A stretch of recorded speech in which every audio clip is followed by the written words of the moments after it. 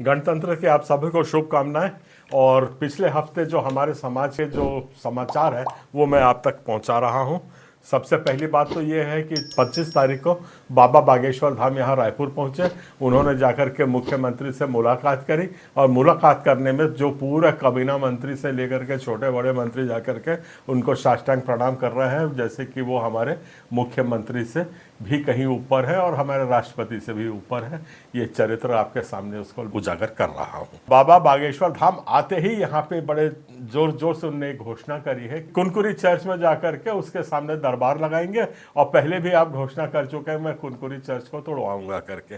तो आपके चरित्र के बारे 2 फोटो और मैं आपको दे रहा हूँ। ये आपके धाम पे एक महिला आई थी, 1 महीने तक उस महिला को अपने आश्रम में रखा और वो महिला पीड़ित थी और दुनिया भर के ढोंग ढकोसले करते रहे और अंत में वो महिला मर गई। मेरा सवाल ये है कि अब बाबा बागेश्वर धाम पे 310 की धारा नहीं लगनी चाहिए।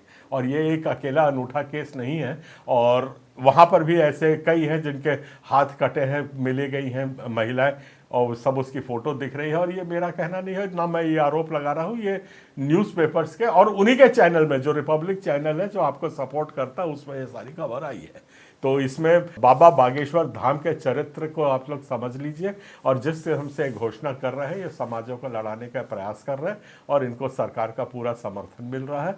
और मंत्री लोगों को अपना कद और अपना सम्मान हमने चुन के भेजा है आपको। अब हमारे प्रति एक कटिबद्ध है, जनता के प्रति कटिबद्ध है, ना कि किसी बाबा के प्रति। रायमुनि भगत के ऊपर एक केस हुआ था, जो हमारे योद्धा थे वहाँ के कुनकुरु के, उन लोगों ने एक केस वहाँ पे जाकर के उनको रजिस्टर किया था। उनको गिरफ्तारी का वारंट निकला और गिरफ्तारी के नोटिस कोर्ट के द्वारा उनको दी गई थी। आपको सिर्फ सूचना के लिए मैं ये बता रहा हूँ, डीजे के यहाँ वो केस खारिज हो गया है। अब रायमुनि फिर से बिल्कुल आज़ाद है।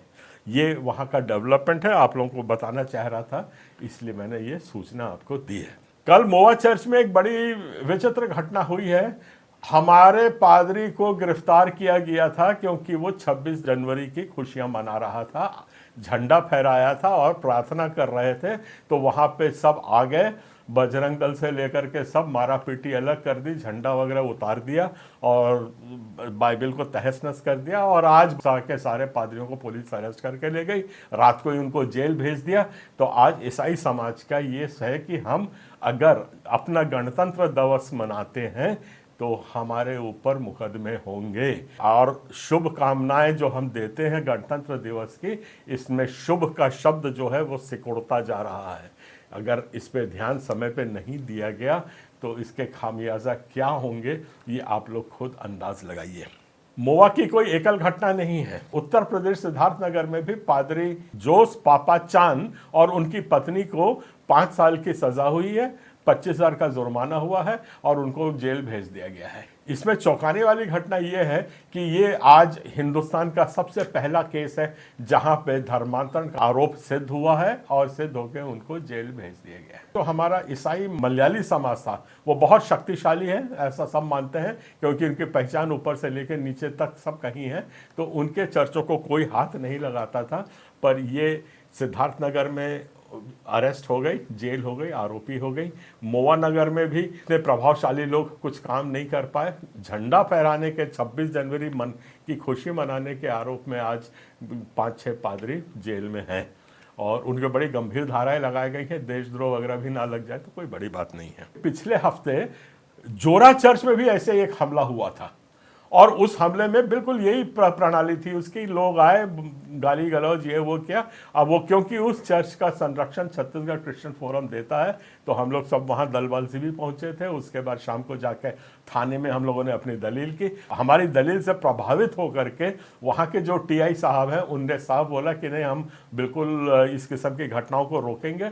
उसके ऊपर एफआईआर नहीं किया। पादरी देवांगन उनका नाम है और ऊपर से हमको वहाँ पे बिठाया और सलाह दी कि आप लोग बाहर के लोगों को नहीं बुलाइए। उस बात को हमने अग्री किया और वहाँ हमारी आराधना लग रही है। कोई एफआईआर नहीं हुआ है और किसी की गिरफ्तारी नहीं हुई है। वो पादरी वैसे ही आज़ाद है।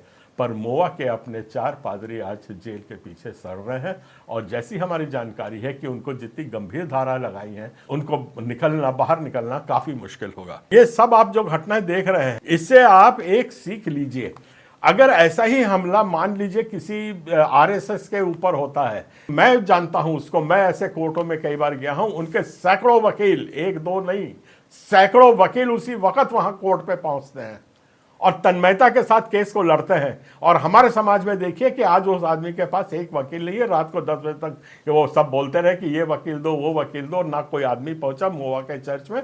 ये हमारी कमजोरी है कि हम अपने धर्म के प्रति उतने समर्पित नहीं है जैसे आरएसएस है। आरएसएस को गाली देना आसान है, पर उनका अनुसरण कर लेना तो आज हमारा समाज का उद्धार हो जाएगा।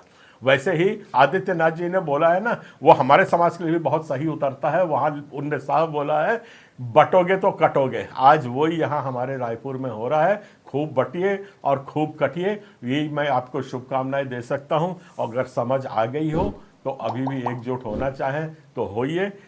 कुनकुरी वाले अलग भाग रहे हैं, बलरामपुर वाले अलग भाग रहे हैं, बस्तर में जो हमले हो रहे हैं वो अलग भाग रहे हैं, रायपुर में ही एक एक चर्च अपना अपना करना चाहता है। जिनके हाथों में बाइबल होना चाहिए आज वो वकीलों के पीछे भाग रहे हैं। अगर बाहर निकलना है तो इस पर विचार करिएगा। आप सबको जय मसीह, जय जोहार, जय छत्तीसगढ़।